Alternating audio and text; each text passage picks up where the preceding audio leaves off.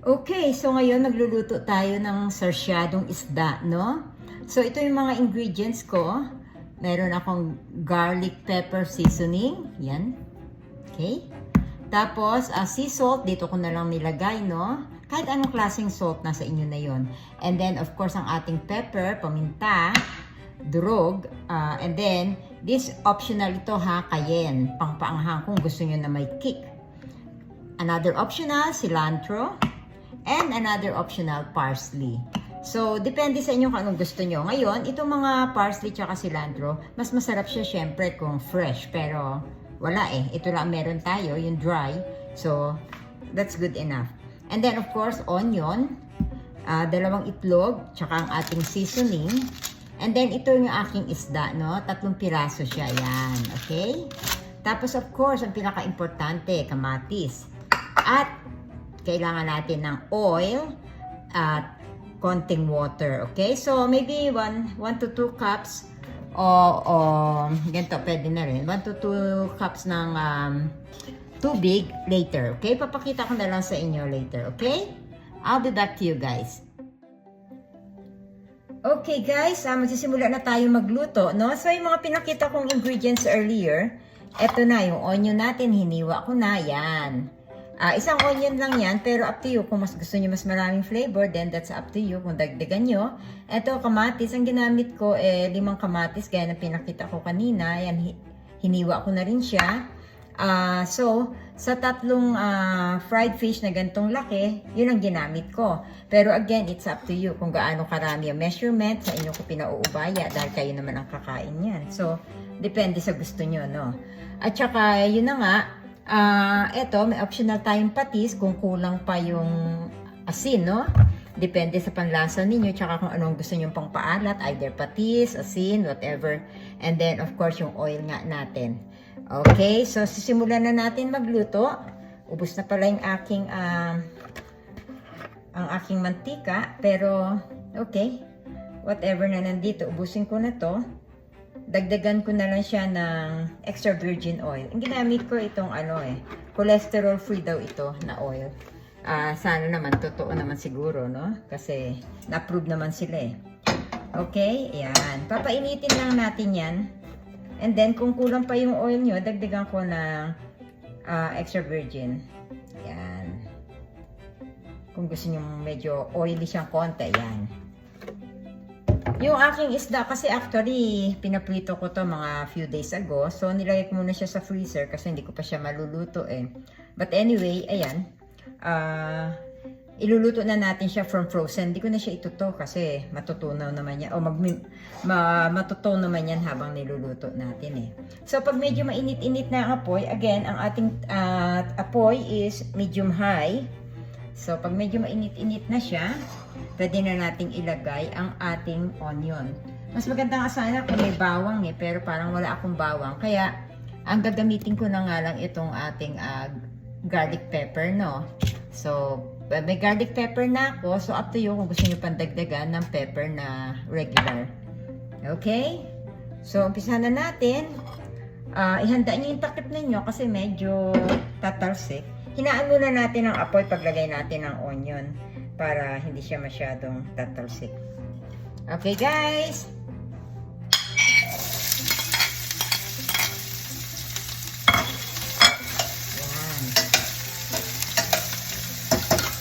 Yan.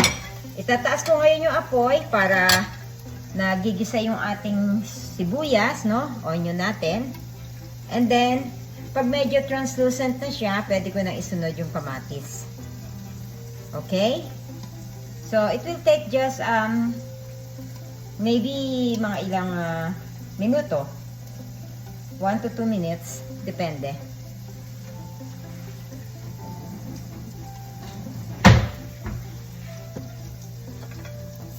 So, ng konti. Yan, medyo translucent na siya.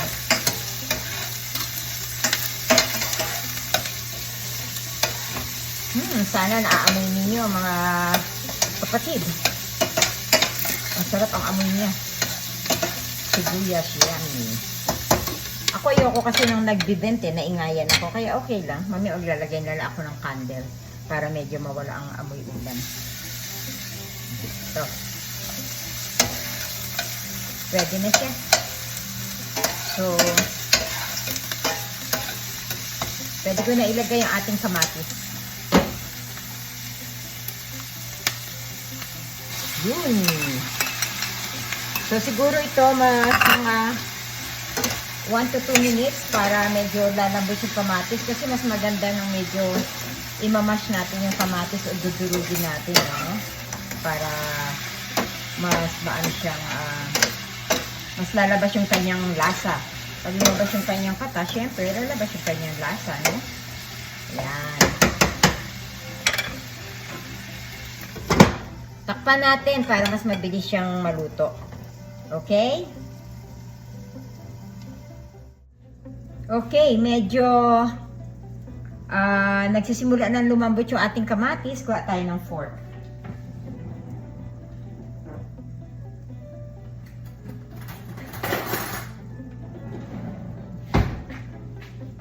Gamitan natin ng fork para mas mapisa natin yung ating kamatis, no? Yan.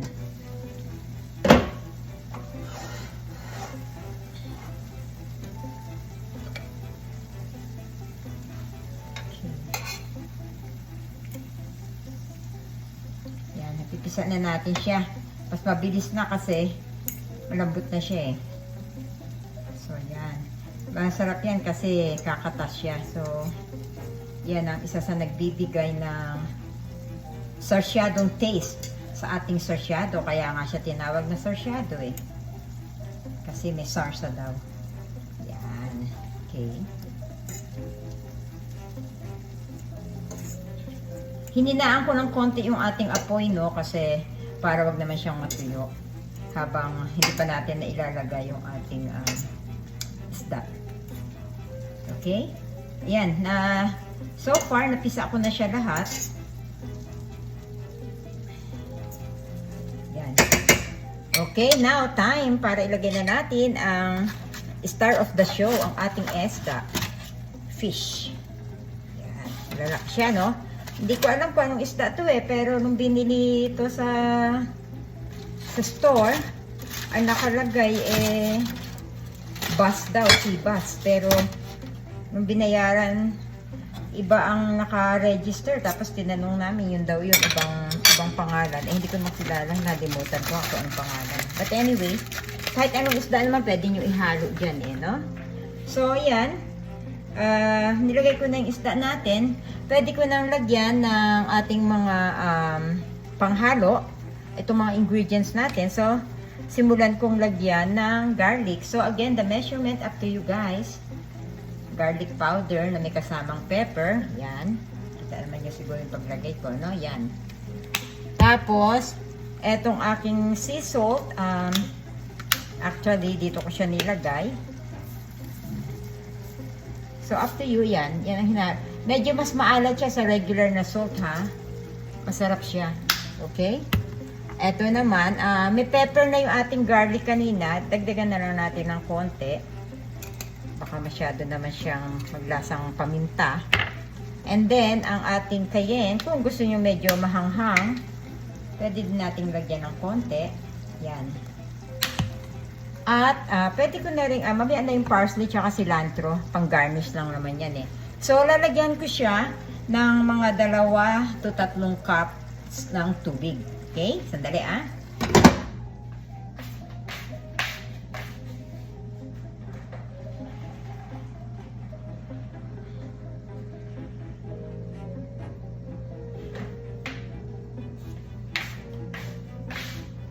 Sa mga 3 o 4 nito, 2, 3, 4, depende kung gusto nyo mas masabaw o medyo malapot. So, up to you. Kayo na lang mag-decide kung gaano karami ang gusto nyo ilagay. No? Kung gusto nyo medyo thick siya at wala halos sabaw, then siguro mga isa lang cup.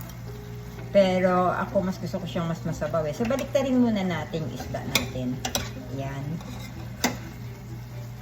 Hindi siya masyado magkasya. But anyway, dapat hiniwa ko siya, pero pwede na rin yan, nahihiwa naman later yan, no? So, adjust ko na lang yan. Pwede ba siyang hindi ma-adjust? Isda lang siya, tayo, no? Yan. Okay, guys. So, Pagka nailagay na natin ang ating fish, then pwede na nating, siguro I think mga lagyan na lang muna natin ng mga 1 to 2 minutes para talagang nagisa siya bago natin lagyan ng water.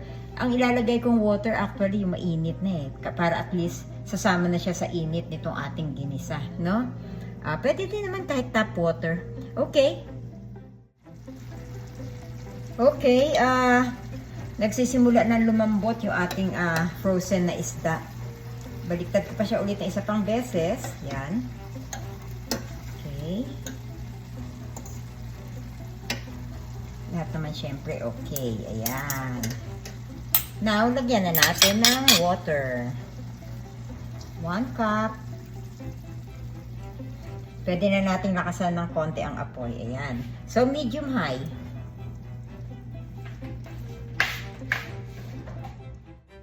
Okay, nilagyan ko siya ng 2 to 3 cups ng tubig. Medyo masabaw siguro para sa inyo. Pero ito ang mas gusto ko kasi lalagyan ko pa naman siya ng itlog at medyo magiging malapot siya ng konti. So, hintayin muna natin hanggang sa maluto actually, luto na itong ating isda. Siyempre, pinirito na siya, no? Pero ibig sabihin, para matanggal yung pagkaka-frozen niya, huwag na lang tayo halo ng halo para hindi siya madurog. Takpan muna natin, tapos medyo hinaan natin ng konti ang apoy. Konting hina lang, para wag naman maubos ng husto yung sabaw. Ayan. So, medium low. Maybe around 15 minutes, no? So, babalik ako sa inyo guys, okay? Okay, 15 minutes na ang lumipas. So, try natin. Hinaan pa natin konti. Mukhang malambot na yung ating isda. Ating fish, okay? Yeah. Oh, yeah. Flaky na siya. So, natamak na siya ng husto. Pero babaliktarin ko siya ulit. Dahan-dahan lang para hindi siya madurog. Kasi mas maganda ng buo siya para mas appetizing. Ayan. Diyan ako napapagalitan noon ng nanay ko pag nagluluto ako, halo daw ako ng halo. Kaya ayan, nadudurog. Pero yan. Okay. So, time to taste it. Kung masarap. Ngayon, hindi pa naman natin na ilalagay yung ating panghalo no? So, tikman muna natin kung masarap siya. Okay?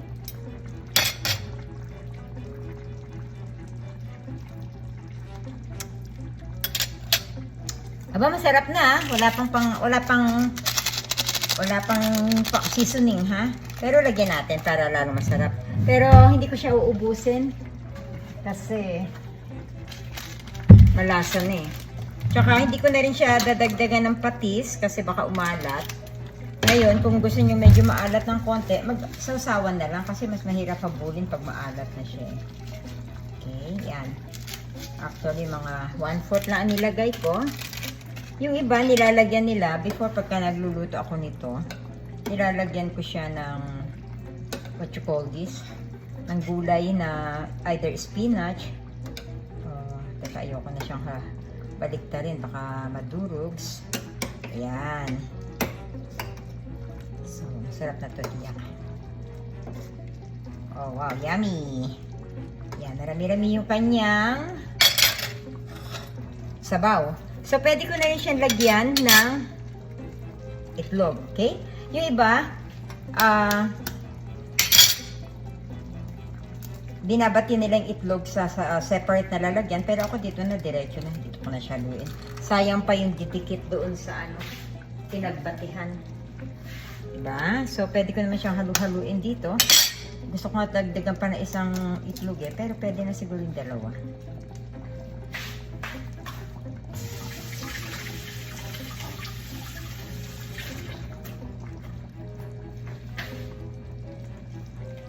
Yan. Okay, pwede ko na ngayong haluin ang egg yolk para ma-scramble siya dito sa sabaw na mismo. Yan. Mahalo siya. Ganda. Siguro isa pa. Yeah, para mas masarap. Kulang pa ng itlog. Pwede na rin. Kasi marami naman siyang sabaw. So, pwede kong dagdagan pa ng itlog. Okay?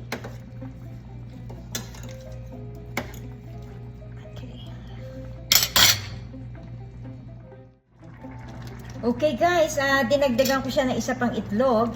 Yan na ang ating finish product. Ito na ang ating sarsyadong isda. Sana malarsahan ninyo ito. It's really, really good. Okay guys, time for my lunch. Okay, see you later next time. Okay, bye-bye. Take care. God bless. Bye guys.